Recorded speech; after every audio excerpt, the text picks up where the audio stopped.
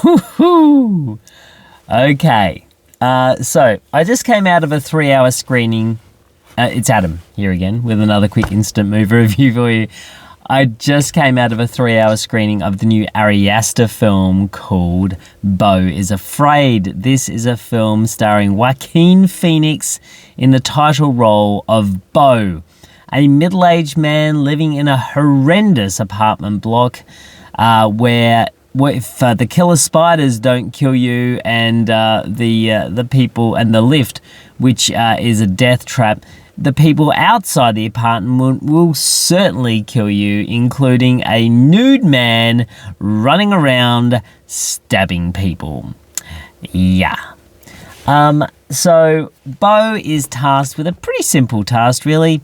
He's got a plane ticket. He's set to go and visit his mum, who he has been slightly estranged with, and it's all set. It's all ready to go. He wakes up and discovers that he's running late, needs to get out. Circumstances happen, and he can't get there. He can't get to the plane, so he rings his mum, and she's obviously very disappointed.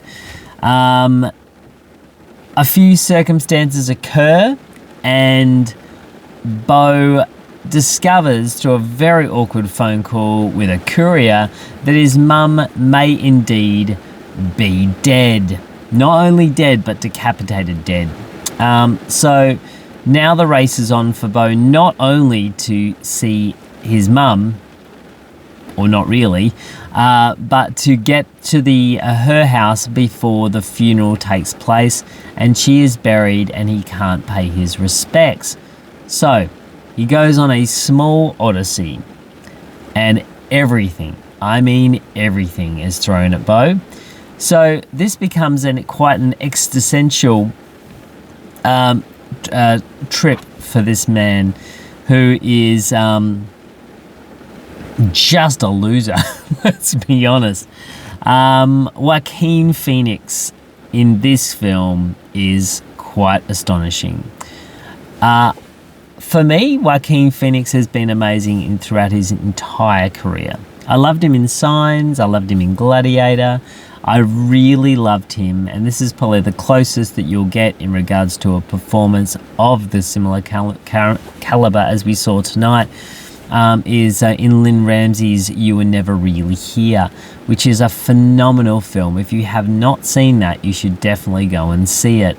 It is very hard-hitting, but it is a powerhouse performance by Joaquin Phoenix. This film, for him, is also a powerhouse performance, but he plays a character that you really don't like. I didn't like Beau. I thought Beau was a quivering mess of a man who really was just quite infuriating to spend time with, because he's weak as piss. He's a survivor, but he's a survivor in his own head for things that are completely illogical.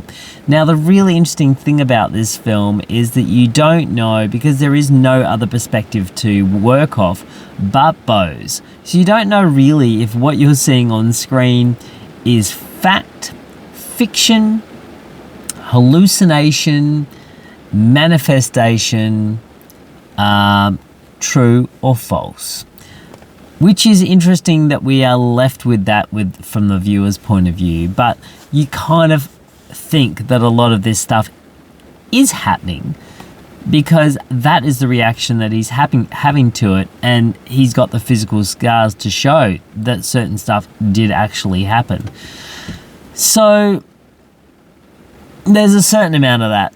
And then there's a certain amount of there is no way that would happen. There's a lot of symbolism in this film. There's lots of little Easter eggs in this film. There's lots of what did I just see in this film. But overall, what you will see is some fantastic performances from the entire cast. Nathan Lane is in this as a doctor that assists with Beau's recovery after a nasty accident. You have Amy Ryan in this, who is quite phenomenal as Nathan Lane's partner. And obviously Joaquin Phoenix is fantastic as well. There is quite an awesome amount of side characters in this film. And Beau's mother, played by Patty, I can't remember your last name, LeBon, I think it is, or something along those lines. I apologise, but she is extraordinary in this film. In fact, everyone is great in this film. For me, unlike Ari Aster's other work, this film didn't really have the big moment of whoa. It didn't really. I mean, it does have one of those moments, but it's almost like a comedy. This is like a surreal comedy, really, rather than it's certainly not a horror film. So I know a lot of the marketing has sold this as a horror film. It's not a horror film. It's kind of a it's just basically like a surreal comedy. There's moments in this that are very David Lynch. There are moments in this that are very much like Mother. I've forgotten the director's name, but the film with Jennifer Lawrence that is hugely surreal, and Javier Bardem. So there's a lot of that. So if you liked Mother, you're going to get a similar sort of feel out of Beau Is Afraid that you'll get with those films. If you're a fan of David Lynch, you will get stuff out of this film. If you're a fan of Ari Aster's other work and you're expecting to get a similar journey that you went on with Hereditary and Midsommer, you're probably going to be a little bit disappointed. This is definitely his technically best film. The production design in this is astonishing. There's an animated sequence in this about 3/4 of the way through the film that is truly amazing, and I kind of wish the film had almost lent into that even more. That is certainly a dream sequence and something that we know as an audience member is not real, but it is quite amazing. And it also doesn't have a huge amount of bearing on the story as a whole. It might be a vision of what Beau was perceiving he'd like his life to be, and in some respects how he would have liked it to have turned out. But it doesn't really have a huge amount of relevance in the film as an overall structure and where Beau's full arc ends up going. I think this film could have used with a very heavy hand in the editing suite to pull that 3 hours back to even just a little over 2 hours. I think you almost could have cut an hour out of this film and not lost any of the power of what we were actually seeing. As I said, the performances are great. The cinematography by the regular cinematographer for Ari Aster, I can't even say it. Powell Prosolski. I think I've got that completely wrong. But anyway, the DOP did a fantastic job. This film is lensed beautifully. It's shot beautifully. There's not as much colour in this as was in Midsommer, especially that last shot, and the real stark heightened colour palette of that film, which I really did love, and it made it even more horrific. This is probably closer in tone and colour palette to Hereditary, but the animated sequence in the middle is extremely colourful, as is the amazing set that Beau walks into this outdoor theatre. I can't say too much more. This film is going to test a lot of audiences. It's not horrific, I don't believe. It is surreal. It's a surreal comedy, in my mind, a very dark one.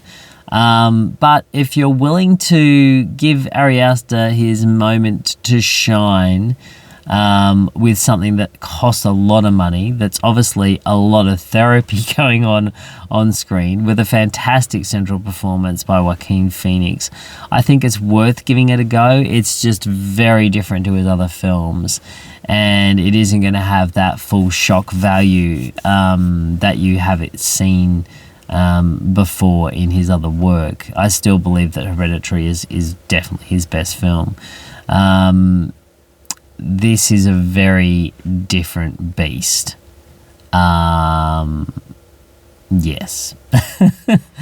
Very odd that Vanessa Amorosi appears on the soundtrack. This soundtrack actually is pretty good, but I couldn't believe I was listening to Shine, during this film, which made it even more surreal. Anyway, Beau Is Afraid is a tricky one, but I'd probably give it 7 out of 10. It's nowhere near his best film, but it is a very interesting exercise in giving an auteur filmmaker some creative control and a budget, and let's see what happens. Didn't work out so well with Damien Chazelle with Babylon, but I think this film is a possible exception to the rule. It's going to very much have conversations, which is what film should all be about. Sometimes you just sit in there and let it wash over you, and you walk out thinking it was a tasty hamburger, or you'll savor the meal and you'll think about what you ate the next day, and Beau Is Afraid is certainly that style of film. Anyway, that's it from me for tonight. Have an amazing time doing whatever you're doing, and stay tuned for more reviews, and I'll catch you in the car next time.